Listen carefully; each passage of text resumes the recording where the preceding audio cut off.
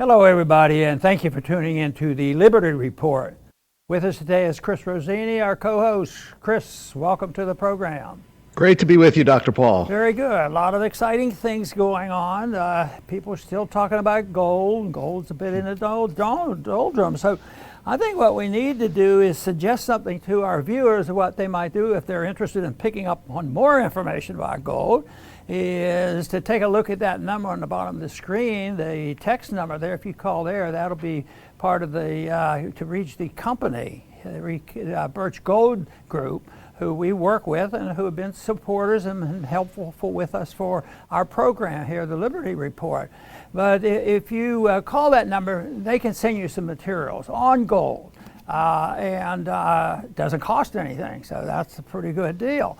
But right now, you know, I imagine most people that have an interest in gold, and the financial people do. Probably the average person doesn't look at gold too strongly for various reasons. But this week has been rather hectic because sometimes markets don't go exactly as people promise. They go, oh, if we do ABC, something's going to happen. And in Austrian economics, they teach us that you can't predict precisely what human action is going to be like. And I think that's part of what we're facing here in the gold market. That's why I like to think that you can get advice and get some help if you're thinking about getting into gold. What are the different options? And I've looked at gold even before it was legal because I knew it was going to be a big deal, and that was prior to the breakdown of Bretton Woods. So, and those were hectic times. The 70s were very, very hectic. But right now, the distortions are worse than ever. Even though the degree of irrational market, it was pretty bad back then. But the fundamentals are so different now. You know, when you look at the extremism of what the Fed is doing and the policy and the loss of confidence, wars keep going on, and the deficit's up to $31 trillion. So this is a time where you want to get advice and information from as many sources as possible, and maybe get some guidance as to how you might get involved in gold if you're looking for something to protect against the inflation. Now, am I predicting there's inflation? No, not exactly. What I'm saying is it's here. Inflation is what they've done for 10 or 15 years significantly with QE and all this other stuff, and they do it continuously. That's the inflation. Usually when most people talk about it, they're talking about the consequence of inflation, and that's the prices. So I always like to sort that out because it's really the fundamentals. It's looking at the monetary system and looking at gold and interest rates and it all together, and then realizing that you can't predict precisely human reaction. So Chris, that'll be our subject today about the Federal Reserve, and I do know that you have some opinions on this, which we'll look forward to. But I want to just refresh our memories on something because it's fascinated me for a long time. A long time in this case is about 12 years plus. And that is, you know, all along when they thought, boy, our main problem is that we don't have enough price inflation. We're not destroying the value of the currency. We're fast enough. We're not taking down, you know, we're not pushing the cost of living up. So they set a goal in 1996. This is I just sort of picked this up. I didn't know it was done in secret. In 96, it was done in secret. Here, I want to quote from that on an article on this. It says, Fed policymakers privately agreed that their target for inflation was 2%, but Greenspan's insistence they didn't tell anyone. It's a secret. In 2012, Bernanke came along. He said, oh, we should at least tell the people what we're doing and let them make the choice. So a minor plus for Bernanke's telling us that we deserve to know. And that was in 2012. But 2012, all the way up until just recent terms, they've always talked about, oh, everything is so good and things are going along, but we're worrying about the health of the economy, which they should. And they equated prices rising. This is another crazy thing of of Keynesian economics. Prices rising indicates a strong economy. Tell that to the people in Zimbabwe and Venezuela. It doesn't make any sense at all. But anyway, they talked about that, and then the prices have continued to rise, and all of a sudden, and I've made fun over the entire decade or two about how silly this is, and how destructive, how immoral it is, and how dumb it is, was to purposely inflate the currency to a point where you lose 2%. Well, even over time, 2% can add up. What if you had compound interest at 2% for savings in the last 15 years? It would have been a lot better than what we put up with, because we don't make anything on interest compared to what the cost of living is. So anyway, that's been around for a long time now, and my prediction back then was, you better keep your eyes wide open and pay a lot of attention, because back then I didn't even believe that it was less than 2%, because governments lean toward fudging a little bit and rigging a little bit, CPIs or whatever. So you can't say, oh, you lied, and this is when you did it. But I've always remained pretty suspicious, and those suspicions usually have come true, unfortunately. So I think this won't work. They're going to do it. Wait till it gets to 2%. I don't even think people will see it. It's going to come so fast. And it did. I don't know how many people, I don't remember the day it hit 2% because nobody talked about it. But I can remember this just in recent years, last couple years, and very recently like this, they say, oh, they're talking about a target rate for the price increases, because that's their job. They say that's the job of the Fed. Well, that's so dumb. That's one of the reasons we should get rid of the Fed. So now they have a new target. The new target for the Fed is 3%. I said, what are these guys talking about? 2%, they could do. Oh, what it is now, they think it's too high. Oh, sure, they admit to 8 or 9% price inflation rate, so we have to do it. So now we have a target of 3%.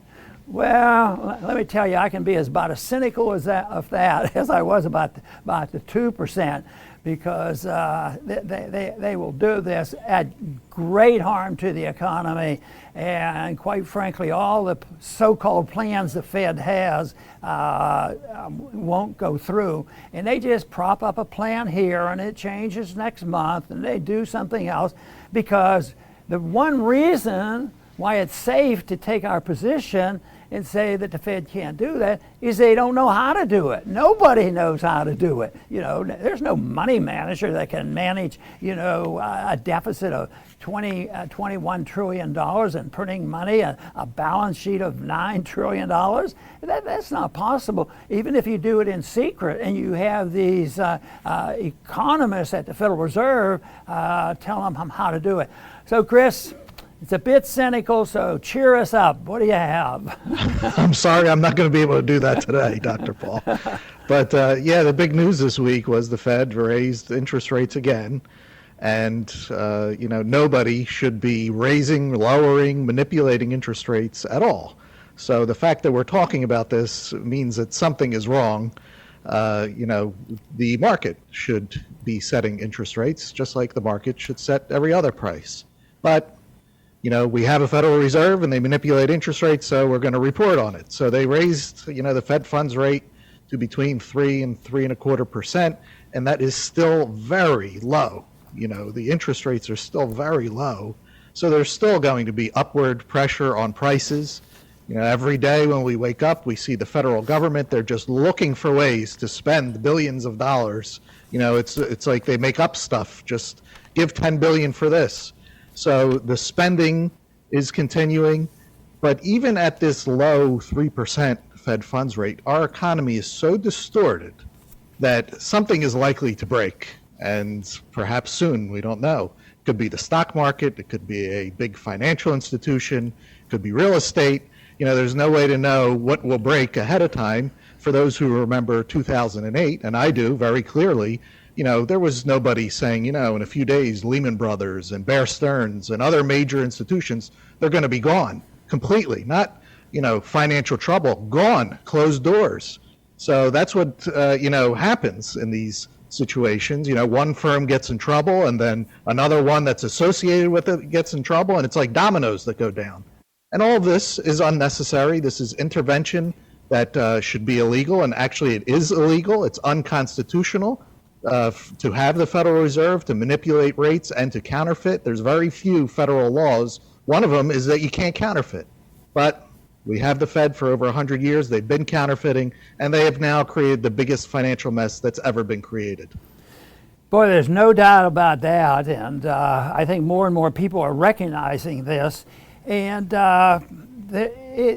it's out of control, and you're seeing more articles now in the headlines about they don't have control of it. And it's not from people that have an intense interest in Austrian economics and personal liberty. It's a lot of people who just look at it in a pragmatic way, and they have lived with this ups and downs and all the mess that happens and all the special interests and the subsidies to the military-industrial complex and to the welfare state. They're starting to say the same thing. The Fed's in a trap, and they've lost control, but they never have a conclusion. I think we sort of hinted to it. A conclusion with this program is we need to audit the Fed and then get rid of the Fed. But no, that isn't the case. They're looking for better management. And the whole problem why it won't work is it's the epitome of central economic planning.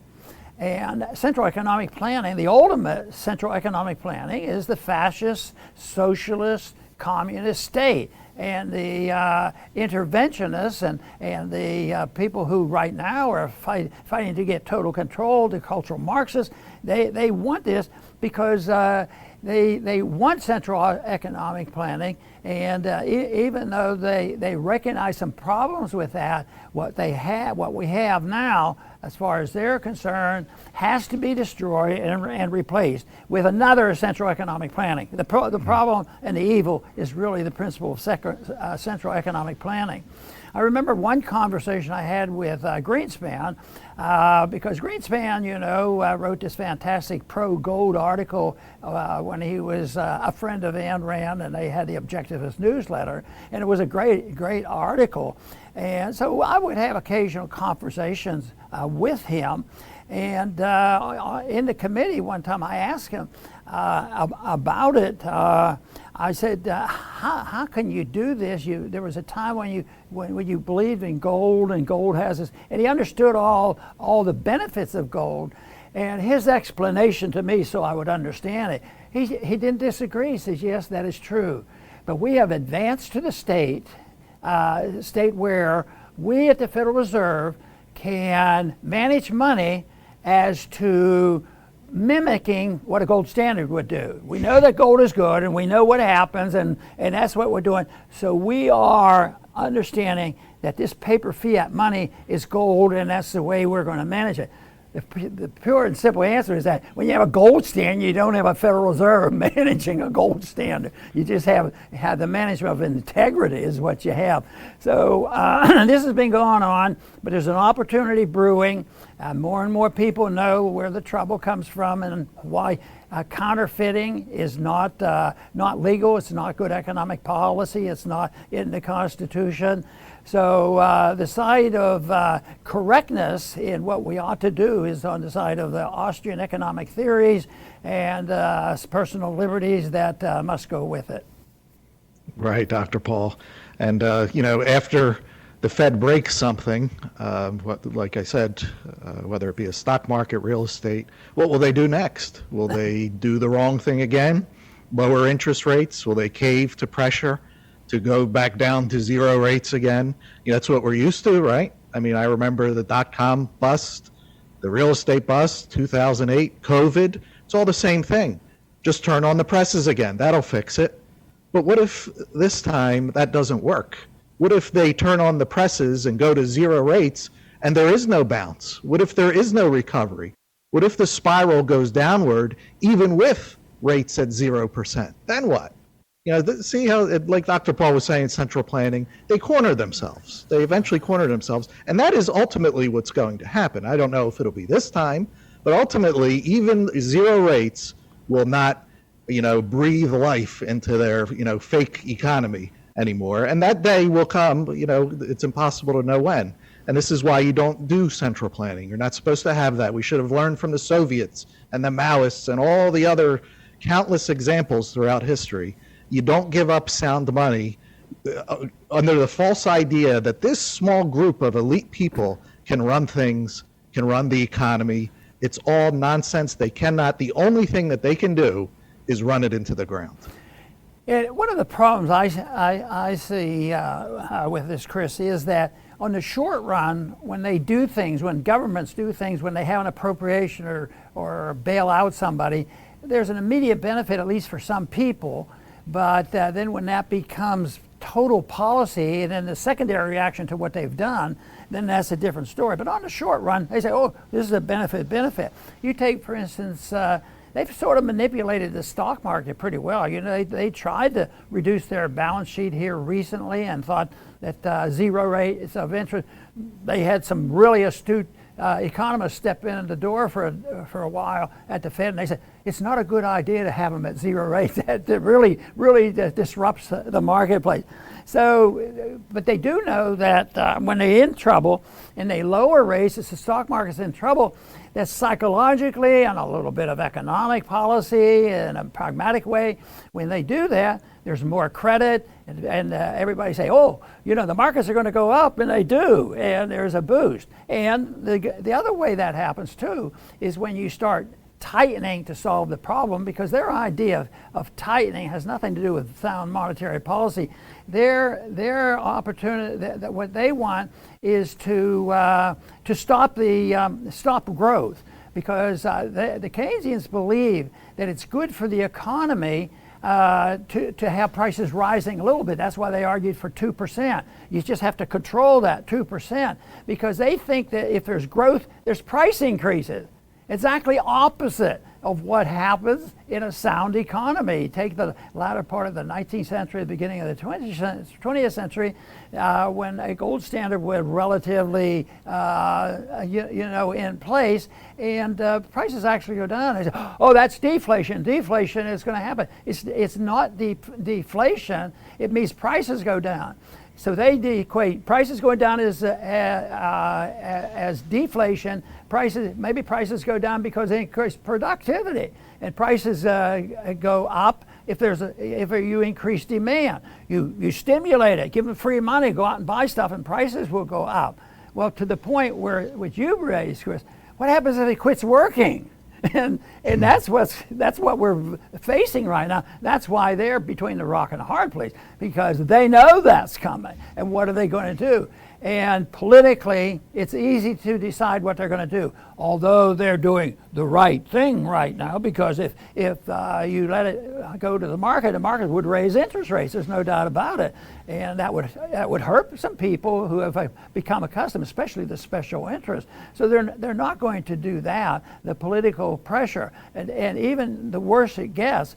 But when the decision comes that they give up, I think this will be a big signal. I don't think it'll go unnoticed like it wasn't noticed when they hit 2% on up to 8 to 10%. They're going to, when this thing hits and all of a sudden pumping the money in there, it doesn't. Prices go up, but the economy crashes. It starts off as a deflationary recession. A recession like that. But a depression can be that way. Prices inflationary. You can have an inflationary depression. That's what Zimbabwe and Venezuela was all about. They keep printing money. We're not there right now, but there's bits and pockets of that existing, because everybody isn't doing well right now, even though there's high, and I think they fudge the figures on the employment rate, because people who drop out of the workforce for various reasons, they're not counted, so the unemployment rate looks good, and that gives a plus for the Federal Reserve and for their propaganda. But eventually there will be a time that'll be well recognized that once they say, oh, we have to shift gears, they will shift gears, and they're going to do it. And all of a sudden they'll find out it might do the opposite. They might not even get a temporary reprieve. They might not even get a temporary blip. Once again, we can't predict exactly what people will do when you hand them free money. They might say, this is free money, it's not worth much, you know, and so you can't predict that. But this to me is a time bomb. And right now, the Fed is tough. They're tough. They want to be like Volcker, but they're not even doing it, being like Volcker. Volcker tightened the money supply and let the interest rates follow what happened, because he says the inflation of the prices come from the money supply. So he did that, and interest rates came down. He had his recession, and then they went back. When Reagan got in office, they went back to the old standard. But that the money supply, by doing that, they pretend that they can, really do that, manipulate the money supply to the point where it will be beneficial. But it's not going to work. What they're doing now is they want the recession, they want the depression, they want the market to be weak, they want the stock market to go down. So, we'll raise interest rates, and that'll turn it off. And they're right. They're going to turn it off. Today, as I walked in this morning, the stock market wasn't doing so well. So they do this and say, well, we need a recession, but we're going to protect that by, we won't allow interest rates to go down. So they manipulate. They manipulate the interest rates. They want those to go up, but they don't do anything with the money supply. They'd have turn off the money supply, and guess where the collision comes? From the spenders. Guess where they are? They're in two places, the Republican Party and the Democrat Party. They both want it. One might want more for the military, and the other wants more for food stamps or something else. But the political power, mostly the special interests, are the ones who benefit from this system, and they will be heard from. And that's when we'll wait and see what Chris was asking the question, what are they going to do then? Unfortunately, I'm afraid we're going to find out. Yeah, we are, Dr. Paul. I will make my final point. We are surrounded by absurdities. And, when we go onto social media, people call it clown world. We live in a clown world, with this wokeness, the endless welfare, the endless wars and empire, the ESG, environmental, social governance, all the climate nonsense. All of this takes place because of financing. Without financing, this nonsense would have no legs to stand on. And I read something this week that is just, it's shocking. I read that 80% of the entire debt that our government has was added in just the last 20 years. I mean, we're a young country, but 270 some years, the last 20 years, 80% of the debt. And you look out and you see clown world. So clown world is financed by debt.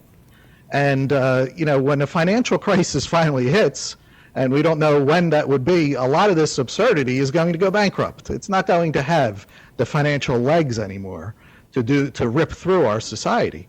But the Fed, we always have to keep this in mind. Their primary goal is going to be to save themselves. Everything else can burn, but, and that's, Dr. Paul mentioned the 80s with Volcker. Volcker saved the Fed. He did what he had to do, and he paid a terrible public price for it. Everybody was after this guy for what he did, but he gave the Fed at least 50 more years of life. And we don't know how many more years they have, but their primary goal is not going to be all this garbage that they finance. It's going to be to save themselves. And we're starting to see, Jamie Dimon yesterday was telling Congress, they're saying, can we go to zero fossil fuels? And he said, no, that would be hell for America. And he's right. So they're going to ditch a lot of this stuff, I'm sure, in order to save themselves. We maintain that they should not exist because they created this mess, and it's all very, very wrong. Very good, Chris. There's a lot of similarities in comparing what it was like when Volcker was in the 70s. The one thing that is quite different, there's a management of a debt now that is huge. It's in percentage-wise, I bet it's huge too, but it's up to $31 trillion.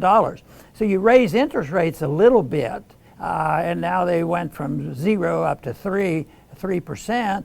But the Treasury bills and the bonds and all this, those interest rates are going up, and that they have to pay the interest, or we'd lose our international credibility, because the people still need the dollar because their currencies aren't much better.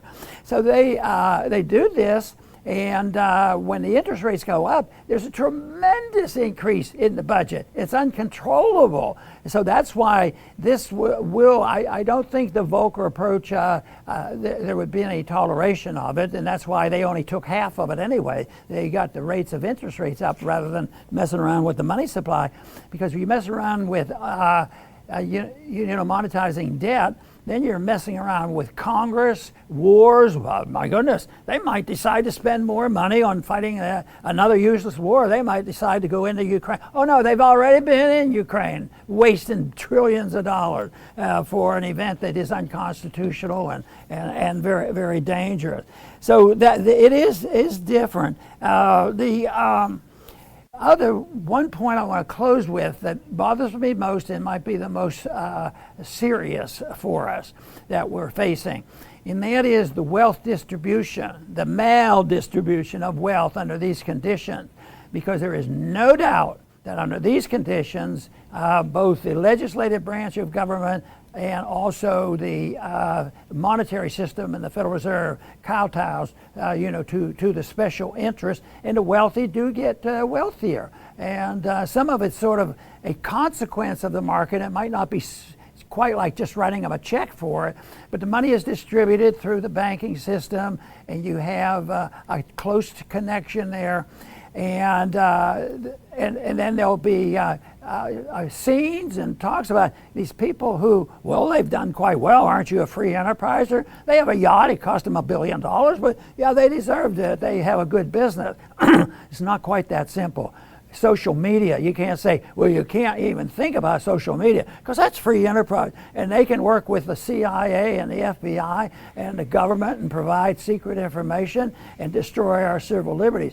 So with this attitude, civil liberties generally are diminished. But the conflict I want to make a point about is the conflict between the rich and the poor, because the rich get richer and the poor will get poorer and more numerous. Even though there's still a lot of apparent wealth in this country, it's all on borrowed money. It's like we could go out and borrow $1 million every month for a year. I'll bet we could have a pretty good time, but eventually the piper has to be paid. And that's what is starting to happen right now. And just turning on the presses will not happen. People are going to get unhappy. But people now, is scary stuff when you start reading for various political reasons. We had the conflicts of COVID. We've had the conflict of legislation because the country's bankrupt, and that's why they're at each other, the two political parties. There's no respect for telling the truth, and we have not enough truth tellers in our government. I'll tell you that for sure. And certainly since the last couple of elections, presidential elections, a lot of people have lost confidence in the electoral process, and it now is stirring up more troubles and threats. So it emanates from an immoral, unconstitutional system of profligate spending and borrowing and putting the pressure by just printing money. It's a system that is absolutely preventable.